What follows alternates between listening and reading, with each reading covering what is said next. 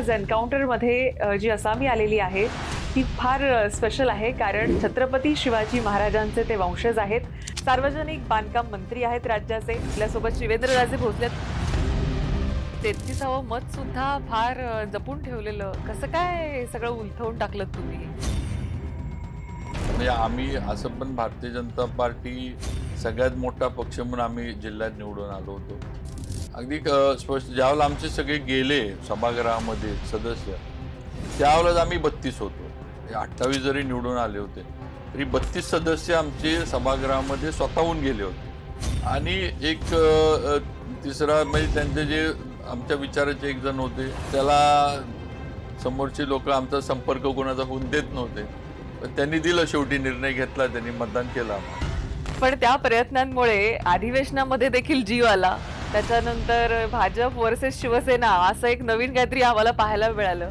पोलिसांची जी कार्यवाही आहे त्याच्याशी भाजप म्हणून आमचा काही संबंध नाही. कारण तक्रार दिली कोणी, राष्ट्रवादीच्या सदस्याच्या मुलानं तक्रार दिली की या 2 सदस्यांनी माझ्या वडिलांना किडनॅप करून नेलं, आणि त्याच्यावर पोलिसांनी जी आहे ती कार्यवाही केली त्या FIR वर.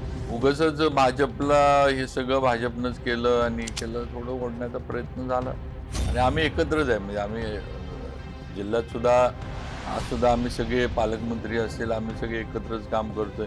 सगळ्यात जास्त मीडियाचं लक्ष हे तुमच्या आणि उदयनराजे यांच्या संबंधांकडे अधिक असतं. पण आम्हाला गेल्या काही दिवसांमध्ये त्यांचा असा कॉलर उडवताना एखादा व्हिडिओ, तुम्ही संधी देत नाही त्यांना कॉलर उडवायची.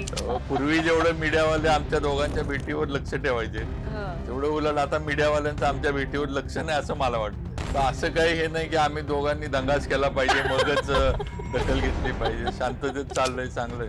देवेंद्र फडणवीसांनी जे 16% आरक्षण दिलं होतं मराठ्यांना, ते जर टिकलं असतं तर आज मराठ्यांचं फार मोठ्या प्रमाणावर भलं झालं असतं. जे गरजू आहेत त्यांना आरक्षणाची गरज आहेच, ही वस्तुस्थिती आहे. की आपल्या समाजाला न्याय देणारं नेतृत्व देवेंद्र फडणवीसांचंच होतं. त्यांनी 2दा आपल्याला आरक्षण दिलं, एकदा नाही. ते मुख्यमंत्री ज्यावेळेला होते त्यावेळेला हायकोर्टमध्ये चॅलेंज झालं, तिथं टिकलं. परत सुप्रीम कोर्टमध्ये चॅलेंज झालं, ते CM असताना तिथं पण टिकलं. ते CM पदावरनं पाय उतार झाल्यानंतर आणि काय मला वाटतं आघाडीचं सरकार होतं, त्या काळात हे आरक्षण रद्द झालं.